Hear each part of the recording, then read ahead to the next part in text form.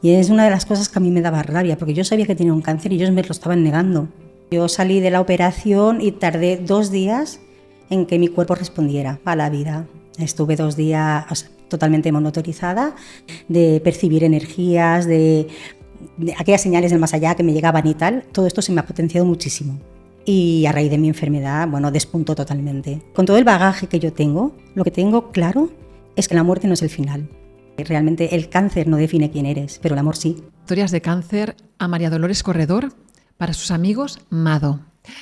Mado es enfermera. Ha estado trabajando en paliativos, ha estado trabajando en psiquiátrico y durante años se ha dedicado a cuidar a las personas. Y además, Mado tiene una cualidad muy particular y poco común, que es medium. Pero no está aquí por eso. Mado está aquí porque desde hace 10 años convive con el cáncer, con una enfermedad de cáncer metastásico, y hoy ha venido aquí para explicarnos, compartir su historia, por si te puede acompañar, si te puede ayudar o inspirar. Así que bienvenida, Mado. Muchas gracias por estar aquí en Historias de Cáncer, por haber venido. Gracias a ti por invitarme. Mado, como ya he dicho, tú eres enfermera, eres madre de 3 niños. ¿Sí? Y eres medium. Correcto. Y además llevas más de 10 años como paciente de cáncer metastásico. Sí. Antes, si te parece, antes de entrar en tu enfermedad, vamos a hablar un poco de cómo era tu vida, cómo era tu día a día antes del diagnóstico. Bueno, mi vida, pues como la de tantos, ¿no? Siempre estaba ocupada, siempre iba con prisas, el trabajo, la casa, los hijos, si quedaba un tiempo libre, los amigos. Llegaba a las 10 de la noche y yo rendida, caía en la cama. Y otra vez a las 5 de la mañana, ponte en pie, empieza la rutina y ya te digo, siempre corriendo, siempre ocupadas. Me faltaban horas al día para llegar a todas partes. Aún así, yo no conocía la palabra límite. Si algo me pedías, yo allí estaba, ¿eh? Quiero decir, siempre he sido muy, muy activa. Hasta que la enfermedad me frenó. Y entonces, cuéntanos un poco cómo fue cómo sucedió que de repente de esa vida tan activa te dan un diagnóstico de cáncer metastásico. ¿Qué pasó? Bueno, pasó que un día me levanté para ir a trabajar y al ponerme en pie noté un pinchazo fortísimo en el hipocondrio, o sea, como por debajo del ombligo. Y yo, bueno, intenté hacer mi día a día, pero yo veía que este dolor era como muy, muy importante. Pasaron días, el dolor, lejos de irse, y cada vez era más limitante, y apareció un nuevo foco que era como en la parte superior, de la parte más alta del abdomen. Entonces yo ya empecé a ir a urgencias, a que me valoraran, y bueno, ahí empezaron 8 meses de calvario porque no sabían qué tenía. No, yo siempre he pensado que no me visitaban bien, que no me valoraban bien. Al tener 2 focos de dolor, uno claramente era ginecológico y el otro era, bueno, para especialidad de cirugía, y entonces yo iba a urgencias. Si en el momento de la palpación me quejaba más de la parte ovárica, me trasladaban a ginecología. Que me quejaba más de la parte alta del abdomen, entonces era cirugía. Me hacían pruebas, pero eran pruebas muy básicas. Eran analíticas, hemograma, bioquímica. Ya está, pero nunca me hicieron unos marcadores tumorales, nunca fueron más allá. Sí que es verdad que me habían hecho algún TAC, no se veía nada, pero yo, claro, yo tenía mucho dolor y el dolor cada vez era vamos, muchísimo más limitante. Diagnósticos erróneos, muchos. O sea, de quitarme la vesícula pensando que era un problema de piedras en la vesícula, y después de la laparoscopia mi vesícula estaba perfecta. Madre mía. Sí, sí. A nivel de ginecología, pues tuve la mala pata de coincidir siempre con una doctora que se empecinó en que yo tenía una inflamación pélvica, ¿vale? Una enfermedad inflamatoria pélvica que se llama, y no había manera de que ella pudiera ver más allá. Y yo cada vez que llegaba me hacían ecografía transvaginal, no se veía nada, antibiótico endovenoso. Luego llegaba la analítica, yo no tenía ningún tipo de inflamación ni de infección, a retirar todo el tratamiento, sí, varias veces. Entonces, a los 8 meses... 8 meses pasaron. 8 meses pasaron todo este proceso. Yo ya sabía que tenía cáncer, ¿eh? Yo lo sabía, dices? yo lo supe. Porque, hombre, quiero decir, es que era un dolor que cada vez iba más. Yo tenía sangrado vaginal diario. Yo sabía que yo tenía algo a nivel ginecológico, ¿vale? Entonces, a los 8 meses, la última visita que yo tuve con cirugía fue porque aquel médico a mí me dijo, no tienes nada, te voy a dar el alta y te voy a derivar a la clínica del dolor porque tu dolor es somático. Y tal cual yo me salí, me fui a ginecología y dije, de aquí no me muevo yo, hasta saber lo que tengo. Yo con el dolor que tengo no me podéis dar un alta, entrando por urgencias, con lo cual me miráis. Y entonces me hicieron, bueno, coincidí otra vez con aquella doctora, rebufando, otra vez aquí, y me hacen un nuevo TAC. Y aquel día tuve la suerte de que estaba el mejor radiólogo de todo el hospital trabajando. Y entonces, después de hacerme la prueba, apareció la doctora, vino a verme y me dijo, mira, el radiólogo me ha dicho que te meta quirófano, porque ha visto algo de líquido libre donde no tiene que haber. Que sepas que esto es totalmente en contra de mi voluntad. No estoy para nada de acuerdo con él, pero como me lo ha pedido, tengo que hacerlo. Entonces, si te parece bien, como ahora ya son las 10 de la noche, y estoy cansada, pues mañana te paso a quirófano. Y le dije, no, me pasas ahora. Hombre, es que yo estoy cansada, ya no te va de 10 horas. Digo, no, es que ya he perdido 8 meses. Entonces, tú estás aquí de guardia para trabajar, no para dormir. Me pasas a quirófano. ¿Y entraste en quirófano? Y entré a quirófano, sí, entré a quirófano. Y bueno, ya cuando abrieron, vieron lo que había, ¿no? O sea, yo ya tenía metástasis sin peritoneo, tenía ovarios y trompas de falopio necrosadas. Madre mía. Necrosadas, ¿eh? Y luego ya te digo, con metástasis en peritoneo, múltiples tumores, pero ya grandecitos, de 1 centímetro, muchos. Entonces, bueno, pues ya, claro. Ya se tuvo que resignar a que yo realmente tenía un cáncer, porque ella seguía diciendo que no y que no y que no. ¿Aún así sigue diciendo que no? Bueno, que ella me metía a quirófano porque el radiólogo había insistido, pero que ella no veía el motivo. Y entonces después, cuando... Bueno, ya no vino a decirme nada, luego mandó a compañeros suyos del equipo para decirme que sí, que habían cogido muestras, que habían encontrado cosas que no tenía que haber, que iban a anatomía patológica, pero que en principio sí que apuntaba a un cáncer. Entonces, cuando ya llegó el diagnóstico, ¿no?, después de anatomía patológica, pues ya era un carcinoma de ovario, estadio 3 ya, y con metástasis en peritoneo. ¿Y tú cómo te quedas? Después de todo este periplo de pruebas y al final encontrarte con este diagnóstico que... Mira, yo sentí una ira hacia ellos, pero ira de verdad, porque pensé, ¿cómo jugáis con la vida de la gente? O sea, porque yo vi que se basaban solo en protocolos y en objetivos, y no escuchan al paciente. A ver, si yo estoy diciéndote que me duele, es que me duele, es que me tienes que mirar, ¿sabes? Y entonces, bueno, pues fue un choque importante, porque un choque entre la vida que yo llevaba hasta el momento y la realidad que se abría ante mí, ¿no? Y entonces, bueno, pasé un duelo, ahí hubo no sé, una mezcla de sentimientos muy desagradables, ¿no?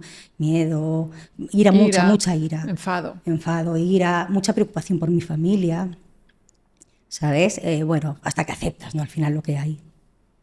Y todo esto, piensa que yo ya sabía que tenía un cáncer. Y es una de las cosas que a mí me daba rabia, porque yo sabía que tenía un cáncer y ellos me lo estaban negando. Y yo pensaba, ¿pero qué ginecólogo te dice que estás bien, ¿no?, después de 8 meses con un dolor tan fuerte y sangrando diariamente?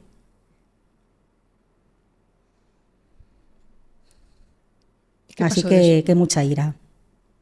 Y esta ira, ¿no? Esta ira y luego esta tristeza, esta depresión, esta aceptación, los pasos del duelo, sí, hasta que te haces a la idea de que esto es lo que hay. ¿Y qué pasa después? No, después ya aceptas lo que hay, ya no te queda más que tirar para adelante, porque está claro que una enfermedad de esta magnitud, solo hay 2 maneras de vivirla, o negándola o aceptándola. Negándola y cayendo en una depresión. O sea, esto es totalmente negativo. ¿Por qué? Porque vas a tener que luchar contra la enfermedad y contra la depresión. Pues lo mejor es aceptar. Yo no digo que sonrías ante la enfermedad, pero aceptar, ¿no? Y entonces, pues no sé, intentar hacer las cosas como se tienen que hacer, y es algo que no está en manos de nadie. Es que no está en manos de la medicina y no está en manos de la persona enferma, porque por mucho que quieran hacer los médicos con la quimioterapia y tal, también es como responde tu cuerpo.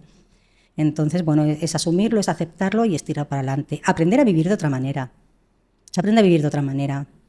Claro, pero también es importante, ¿no?, el que es un proceso, o sea, el llegar a la aceptación no es automático, ¿no? Ostras, sí, me lo dicen, diagnóstico, pam, pam, sino que ha de haber un proceso natural de que el cuerpo te proteja con todas estas emociones de la rabia, del duelo, Bueno, yo tuve... hasta que llegas a esa aceptación, ¿no? Tiene que ser como un camino Sí, hasta llegar a la aceptación. yo tuve acompañamiento psicológico. Muy bien. ¿Vale? A través de la escuela de enfermería me acogieron y me hicieron acompañamiento psicológico. Muy importante. Claro. Es sumamente importante. Además, es sumamente importante porque es alguien que no es tuyo directo, ¿no? No es un familiar. Entonces, siempre te va a hablar con mucha claridad, con mucha objetividad. Porque, mira, si algo me daba a mí mucha rabia es, por ejemplo, un día te encuentras mal y no, a mí me haya pasado muchas veces con mi madre, con amigos, con hermanos, ¿no? Ahí me encuentro mal. Eso no es nada, mujer, que ya verás, que no es nada, que no pasa nada, si esto lo superas tú. Y a mí esto me enfadaba mucho, porque pensaba, ¿por qué le estás quitando importancia a algo que tiene tanta? ¿No?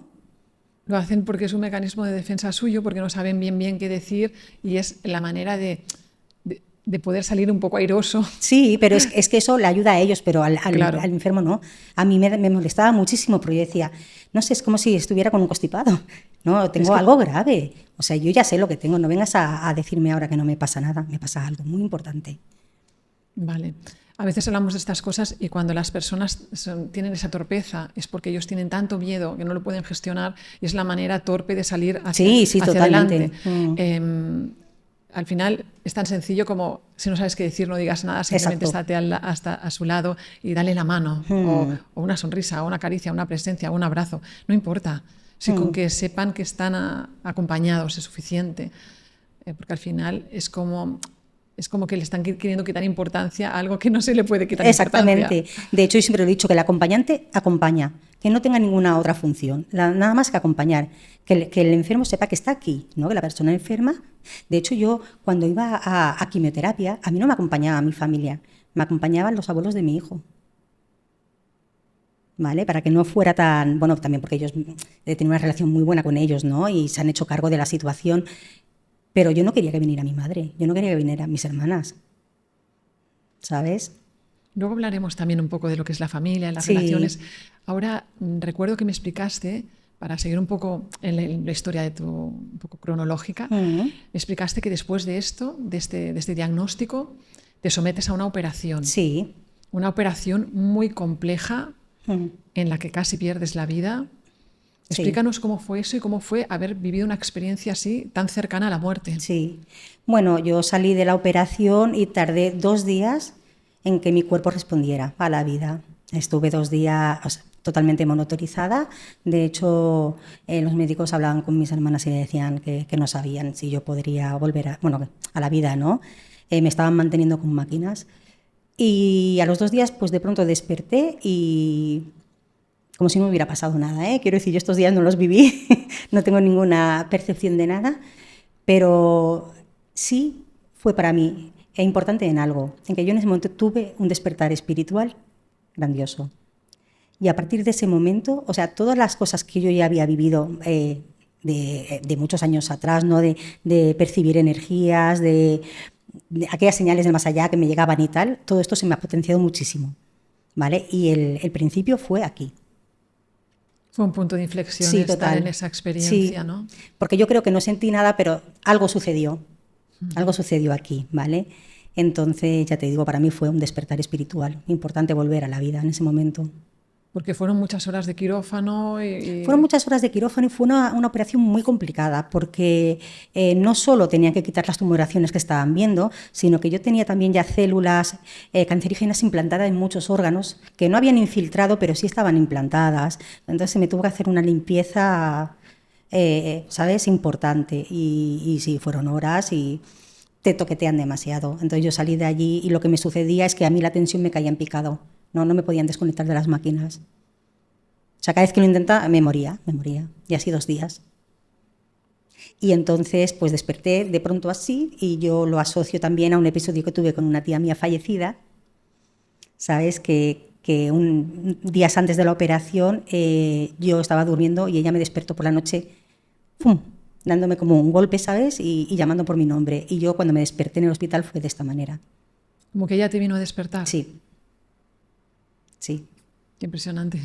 sí, sí, sí. Bueno, estas experiencias cercanas a la muerte son muy potentes. Sí, y tanto, y tanto. O sea, yo no he sentido aquello que otras personas cuentan, ¿no? De que te vas y que te dicen no es el momento y tal, pero sí he sentido como me han despertado, ¿no? De tienes que salir de aquí. Qué bueno. Sí. Y después de esta experiencia tan increíble, empieza el protocolo de quimioterapia. Ostras, sí. ¿Cuánto tiempo? 6 meses, me dijiste. 6 meses endovenosa. Además, era complicada la quimioterapia que me hacían a mí porque me tenían que ingresar en una habitación en planta porque me ponían la quimioterapia directamente en el abdomen, no iba por vena, ¿vale? No era endovenosa directa, sino en el abdomen. Y después de un montón de horas, luego tenía que estar un rato como dando vueltas, ¿no? Como para distribuir todo el líquido que me habían metido dentro y tal. Hombre, las quimioterapias son muy complicadas porque tienen muchos efectos secundarios muy, muy desagradables. Vale, o sea, yo creo que la caída del pelo, o sea, es más un impacto visual tuyo, ¿no? Pero luego están unos vómitos, luego están los dolores de piernas. En mi caso, por ejemplo, yo es que no podía ni andar a veces. Bueno, no sé, úlceras por todas partes. Es complicado, ¿eh? La quimioterapia es complicada. Justamente por eso quería preguntarte, tú que además tienes esta experiencia, porque has sido cuidadora, enfermera, y ahora eras la enfermera y la paciente, Sí. ¿qué recursos utilizaste? ¿Qué te sirvió, ¿no? Con la experiencia que tú tenías para sobrellevar lo mejor posible esos efectos secundarios de la quimioterapia? ¿Qué te sirvió? Sí, bueno, muchas cosas, muchas cosas. Mira, lo primero que tuve claro es que yo no quería que ningún otro enfermo oncológico con el que yo me cruzara me contara su experiencia. Porque yo, no sé, pienso que cuando una persona enferma de cáncer, o sea, todas las energías las tiene que dirigir hacia esto, ¿no? Entonces, no te puedes como despistar.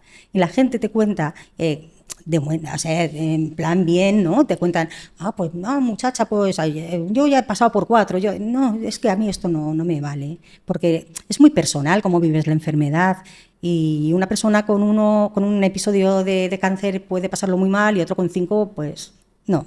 Entonces, no quiero saber nada de nadie, quiero dedicarme a mí, mirar hacia mí, las energías solo para mí. Entonces, luego, claro, hay muchas cosas que tú haces, ¿no? Efectivamente, ser enfermera a mí me ha dado también recursos, pero bueno, estaba el tema del descanso. Yo prioricé siempre el descanso. Si mi cuerpo quería descansar, yo descansaba.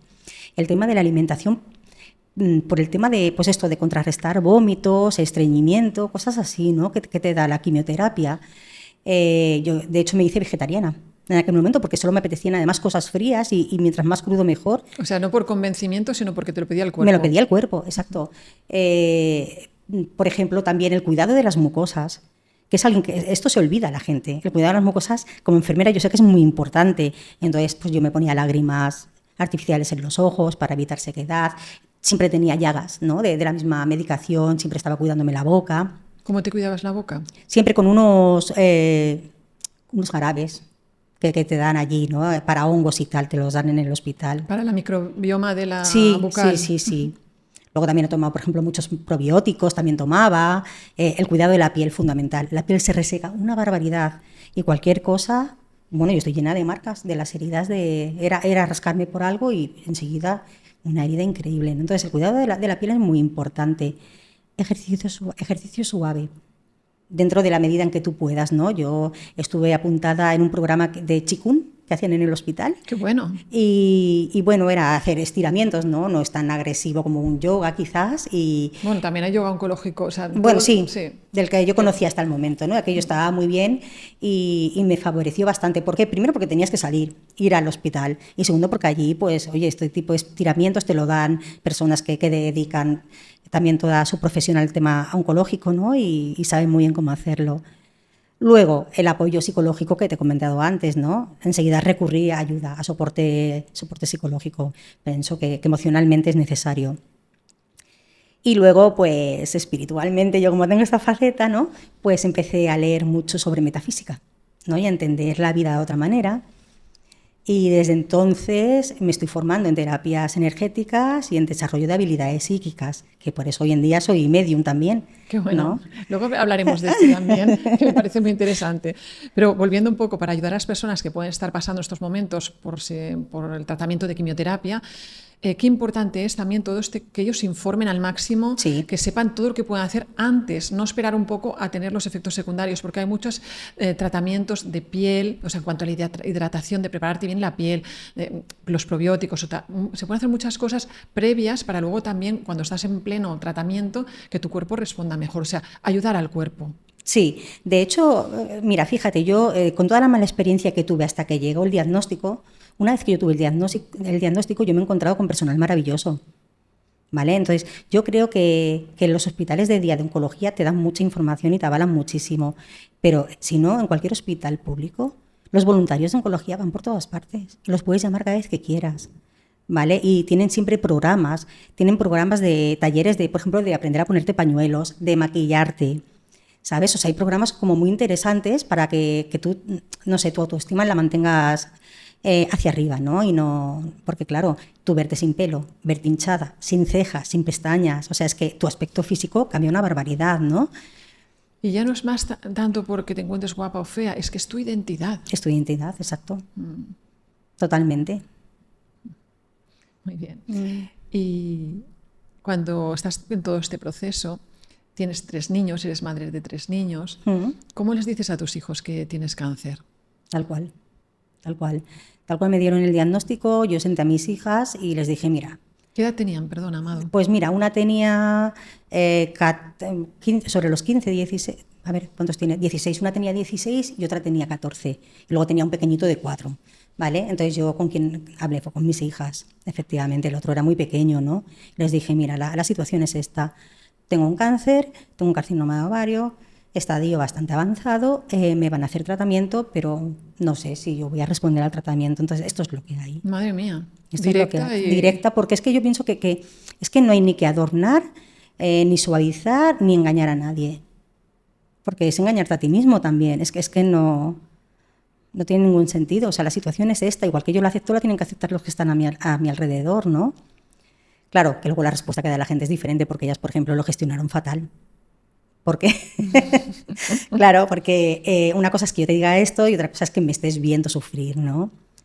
Entonces ellas hicieron una negación absoluta de la situación, que tanto que lejos de ayudarme todavía me daban más problemas que otra cosa, ¿no? Pero fue entonces, claro. Es que la edad también supongo que acompañaba a esto.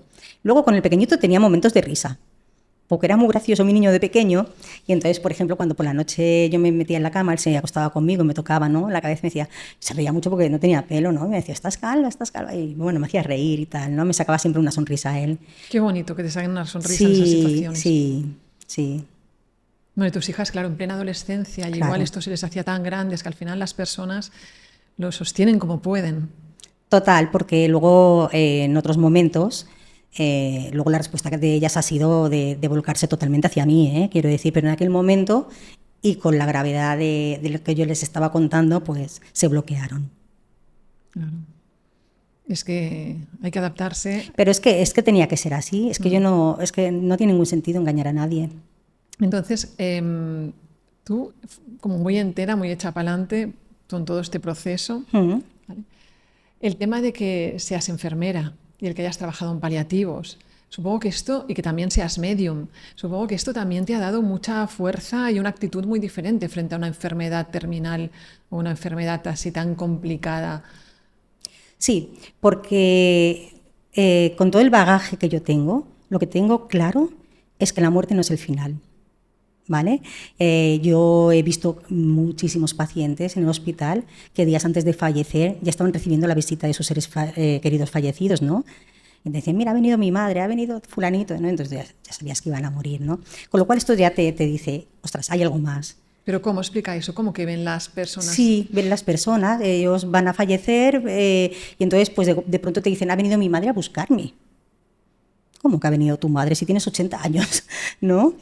Visualizan a sus seres queridos fallecidos. Y cuando esto sucede, es que mueren, al poco mueren, ¿vale? A mí había una cosa que me sucedía mucho y era que cuando iba a fallecer algún paciente, yo olía flores. ¿Vale? Es otra señal que te manda, digamos, el más allá. Y luego el tema de ser medium, pues hombre, yo veo fallecidos. Entonces, ¿cómo no voy a creer en el más allá? Creo 100% y creo que la muerte no es el final, es un cambio. simplemente. Entonces a mí esto me da mucha tranquilidad y esto me hace no tener miedo, ¿vale? Porque yo sé que mi camino no acaba aquí. Claro, es que por eso es interesante tu perspectiva, porque siendo medium entiendo que entonces tienes toda esta esta visión distinta, ¿no? Esta apertura frente a la muerte. También muchos médicos y enfermeros que trabajan en paliativos, ¿no? Doctor Segarra, Enrique Benito, se habla mucho de espiritualidad y de vida después de la muerte, no por creencias, sino porque lo veían continuamente, ¿no? Acompañando a las personas en los momentos finales de vida. Sí, sí. De hecho, científicamente ya se ha comprobado que cuando una persona fallece, la conciencia todavía se mantiene. ¿Vale? Entonces, es que no hay nada más que decir. Esto es una realidad, ¿no? Otra cosa es que la gente no lo quiera entender o asumir. Pero es una realidad que no acaba todo aquí, o sea, que se vive de otra manera después, ¿vale? En otro estado de conciencia. En otro estado de conciencia. De hecho, tú bien lo estás diciendo, el doctor Segarra, que es un señor maravilloso, médico de aquí de Barcelona, y ahora mismo está haciendo conferencias por todas partes sobre el tema, ¿no? Sobre el tema porque se ha estudiado mucho. Y a mí también me gusta mucho Enrique de Benito, me gusta muchísimo. O sea, hay grandes médicos que hoy en día pues, se dedican, ¿no? Porque al final lo han visto tan claro, lo ven tan claro que necesitan que esto se... Porque da mucho miedo hablar de la muerte, da mucho miedo hablar de cáncer y da mucho miedo también las mediums. O sea, yo cuando... Sí, es verdad. O sea, el tema de claro, son temas que dan mucho respeto a la gente. La gente dice, uy, medium, uy, cáncer, uy, muerte, ¿no? Y tú tienes pues ahí un cóctel, ¿no? Bueno, pero yo creo que se tiene miedo por desconocimiento, realmente. Porque si te profundizas un poco, o sea, te das cuenta que todo forma parte de la vida. ¿Y cuándo descubres que eres medium? Bueno, yo de siempre. Mira, las primeras sensaciones que yo tuve las tuve con 16 años. A raíz de la muerte de un amigo especial, que tenía 18 él entonces, le atropelló un coche y murió. Y a partir de ahí yo empecé ya a tener señales. Entonces, es verdad que yo, pues mientras vivía en casa de mis padres, pues yo cada vez que decía algo, mi padre, que era un escéptico total, me decía, anda ya. Y yo decía, bueno, pues no sé, yo lo siento, yo lo veo y tal. Pero esto con los años ha ido creciendo. Y a raíz de mi enfermedad, bueno, despuntó totalmente, ¿vale? Y entonces lo único que yo hago es, para no hacerlo de forma desorganizada, es que yo me estoy formando, ¿no? Para poder seguir unos patrones, ¿no? Como un guión, ¿no? Cada vez que yo hago una comunicación con un ser fallecido, pero sentir desde, ya te digo, desde los 16. Yo creo que además la gente que trabajamos en sanidad tenemos ahí un canal abierto bastante importante, porque es que convivimos con la muerte cada día. Y esto también te va dejando huella. Bueno, y hay que tener también una actitud, una apertura, ¿no? A estar sensible a todas estas cosas. Tú también me contaste, que, por cierto, con tu padre, que hubo una anécdota muy graciosa o algo que te llamó la atención cuando tu padre estaba muriendo o algo así. Porque mi padre era muy escéptico, ya te digo, en todo esto. Y cuando a él le diagnostican cáncer, que se lo diagnosticaron con 55 años. ¡Wow, qué joven! Sí, murió con 58. Pues a partir de ahí él empezó también a tener algunas sensaciones, ¿no? Y entonces pues había días que me llamaba por teléfono. ¿Qué vas a hacer hoy? No tengo que hacer nada, papá. Bueno, pues vente que quiero hablar contigo. Te voy a contar una cosa. No, esta noche he estado en el túnel y lo he visto y no tiene luz, es negro. Me contaba experiencias que él tenía. Y de alguna manera era como demostrarme que sí que había algo más. O sea, como darme la razón en todo lo que yo había estado sintiendo. De hecho, una vez muerto mi padre, yo he tenido alguna experiencia con él. O sea, yo recuerdo una noche que me despertó y se vino a despedir de mí. Ya mi padre fallecido unos meses, y se despidió de mí. Otra vez tuve un sueño que me avisó de un problema con mi madre y efectivamente al día siguiente mi madre tuvo una angina de pecho. ¿Sabes? Qué fuerte. Sí. Y entonces yo creo que también estos acercamientos que ha hecho mi padre, ¿no? Conmigo es decir, vale, tenías razón, porque él era muy cabezón, además de escéptico era cabezón, Muy bien. Pues aparte, bueno, esto hemos hablado del tema de esta cualidad tuya, ¿no? De medium, pero volviendo un poquito también al tema del cáncer, tú haces todos estos tratamientos, ¿no? Y te curas. Me curo, a los 5 años me dan el alta. Qué fuerte, porque era un pronóstico bastante... Estaba oscuro, sí, pero respondí muy bien al tratamiento y la cirugía también, pese a los 2 días estos que estuve en la UCI, la verdad que fue una cirugía que, bueno, excelente, ¿vale? ¿Y te curas? Y me curo. ¿Y vuelves a tu vida? ¿Vuelves otra vez a retomar tu vida loca o qué pasa ahí? No, nunca más la retomé, porque yo ya no volví a trabajar nunca más y yo ya había, no sé, tomado las riendas de la vida de otra manera, ¿no? Ya más desde la calma, desde la tranquilidad, ¿no? Valorando otras cosas, cambiando las prioridades. Yo ya no era la misma persona. O sea, digamos que esta experiencia de la enfermedad te cambió. Totalmente, totalmente. Suele pasar. Sí, totalmente, porque a partir de ese momento, o sea, la prioridad he sido yo. La prioridad para mí he sido yo. Fíjate que antes de la operación vivía siempre hacia afuera, sin límites, sin descanso, y dices, ahora con la quimio lo más importante era mi descanso, Sí. ¿no? Y ahora lo más importante soy yo. Qué bueno. Pero, después de 6 años, ¿qué pasa? Pues después de 6 años empiezo un día con un dolor en el abdomen. Bueno, yo nunca pensé que era un cáncer otra vez. ¿Ves? Esta vez sí me pilló desprevenida, porque yo pensaba que me había hecho quizás una contractura en el gimnasio haciendo deporte. Pero es verdad que el dolor aquel no se me iba y al final fui al médico. Me fui de urgencias un día al hospital y era un tumor. Un tumor en el músculo recto del abdomen, pero además en el TAC habían visto que también tenía metástasis en la pleura. Y yo es verdad que me fatigaba al subir escaleras y tal, pero como estaba con COVID, además, era época de COVID, pues yo lo achacaba ahí. No, es que ya tenía, ya te digo, la pleura, que es lo que rodea los pulmones, ya lo tenía lleno de células cancerígenas. Aquí corrieron, también cabe de decir, que aquí en cuanto me lo vieron, corrieron. Bueno, yo cuando ingresé en el hospital y me dijeron que había ahí algo que no sabían qué era, les dije, quiero hablar con el jefe de cirugía, que esté ahora mismo de guardia, que le voy a contar mi caso. Y vino, era una cirujana, y le dije, mira, yo quiero que me miréis. Esta vez de arriba abajo. Sí, porque mira, pam, le expliqué, ¿no?, todo lo que me había pasado, y me dijo, por supuesto.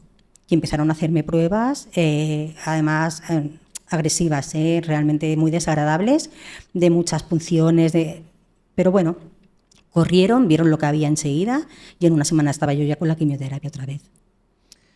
¿Y cómo se vive esta vez? Pues ¿Cómo se vive este diagnóstico? Otro golpe de la vida, porque además ya te digo, no me lo esperaba.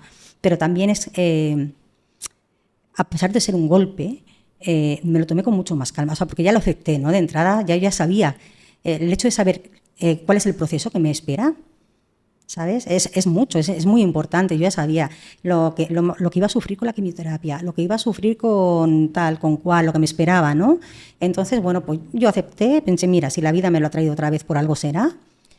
Coger las riendas, aceptar y con calma y tranquilidad vamos a tirar para adelante. Y igual que la primera vez, cada vez que me hacían una quimio, yo me ponía tan mala y decía, madre mía, todo lo que me queda. Esta vez era al revés. Esta vez era, bueno, ya he hecho un ciclo. Bueno, ya pronto acabo. Un día menos. Sí. Pero claro, te dicen que es metástasis, que no se cura. Sí, es metástasis.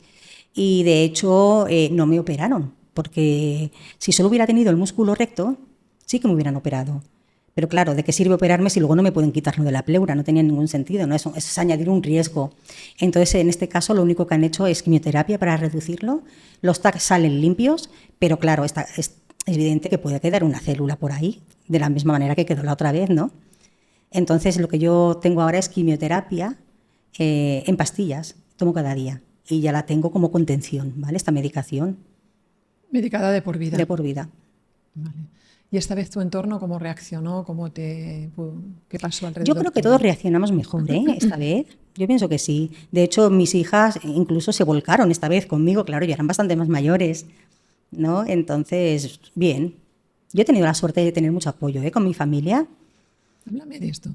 Sí, mira, mi madre... De los apoyos, porque, perdona, como tú eras enfermera y siempre toda la vida cuidando a los demás, ocupándote, con 3 hijos, corre para arriba, responsabilizándote, cuidando a la gente, ahora te toca recibir a ti. Esto es un temazo también. Cuéntame un poco cómo es esto de recibir ayuda. Yo me he dejado cuidar, yo no he tenido ningún problema, porque yo entendía que en ese momento era lo que tocaba.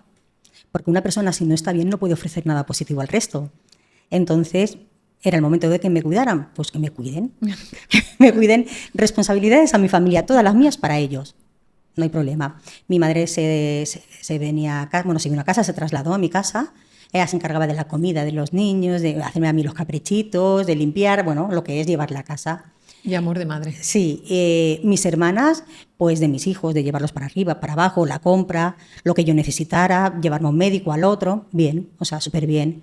Que tenía ganas de charlar, cogía el teléfono a una amiga especial que tengo, Esther, vente, allá la tenía, ¿sabes? Entonces yo me he dejado cuidar. O sea que es muy importante buscar apoyo, Sí, ayuda.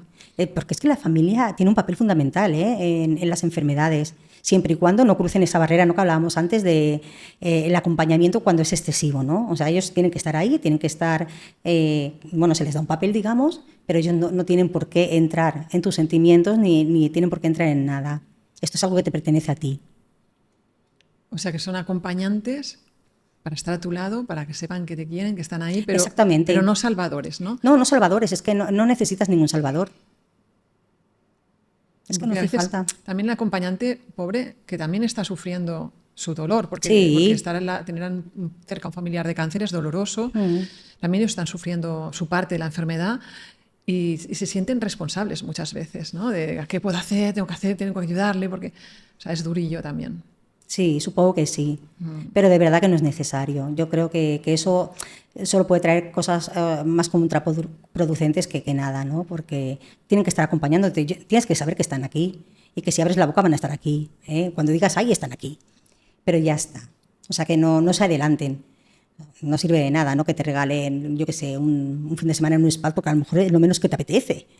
¿Por qué decides esto, no? Las decisiones son mías. No son vuestras. También hay personas que se sienten muy solas porque si en un momento dado les pilla esta situación, una enfermedad, y no cuentan con esta familia cerca, no cuentan quizás con una pareja o con o sea, a veces hay personas que se sienten solas. Pero bueno, quizás tienen que saber que también hay otras personas que te pueden ayudar, que hay grupos de apoyo, hay voluntarios, ¿no? Buscar Sí. A alguien que te pueda un poco sostener. Sí. La Cuando lo labor de necesitas. los voluntarios es magnífica, ¿eh? La verdad que sí, que descuelgas el teléfono, solicitas y es que los tienes ahí. Es maravillosa. Sí. Y ahora tu día a día, Mado, es vivir con la enfermedad. Sí. Entonces, ¿qué haces tú? Explícanos un poco cómo es vivir toda tu vida con un cáncer de compañero ahí para siempre. ¿Cómo se lleva ese día a día? ¿Cómo se afronta esa vida? ¿Cómo es tu vida ahora? Pues como bien te decía, con mucha calma. En primera instancia, con mucha calma. Y luego valorando el presente y las oportunidades que te ofrece. ¿Por qué? Porque la vida es hoy. Esta es una de las enseñanzas que me ha dejado a mí la enfermedad, ¿vale? Entonces, yo lo que sí que dedico mucho tiempo es a la introspección, por ejemplo. Medito mucho, tengo muchos ratos de soledad, además ratos que los quiero y que no quiero ni que me interrumpan, porque son mis momentos, ¿vale? El conocerme a mí, el conocer mis emociones, mis sentimientos, y bueno, básicamente el autoconocimiento, ¿no? Porque pienso que el propósito de mi vida ahora es saber quién soy. Ha cambiado, ahora es saber quién soy. ¿Antes cuál era? Pues supongo que antes era la mejor enfermera, la mejor madre, la mejor, ¿sabes? Y ahora no, ahora es saber quién soy, lo que hago aquí, lo que quiero. Qué bueno, no es fácil. No. Es todo un trabajo, muy bien. Una cosa que me gustaría también preguntarte, ¿no? Durante todo este proceso, ¿cuál ha sido para ti los desafíos más difíciles? Bueno, desafío es la enfermedad y desafío es todo lo que la enfermedad despierta en ti, ¿vale? En mi caso, por ejemplo, o sea, ser consciente de la fragilidad de la vida, ¿no? Porque son cosas que nunca en la rutina que tenemos, estas cosas no las planteas nunca, ¿no? No te las planteas. Entonces, de pronto yo me di cuenta de la fragilidad de la vida, tuve que aprender a soltar el control, ¿vale? Tuve que aceptar muchas situaciones, confiar en lo intangible me ayudó muchísimo también, ¿vale? En todo aquello que no se ve. En el tema espiritual yo me he apoyado muchísimo, ¿no? Pero sí, el desafío yo creo que aparte de la enfermedad son las cosas que despiertan en ti.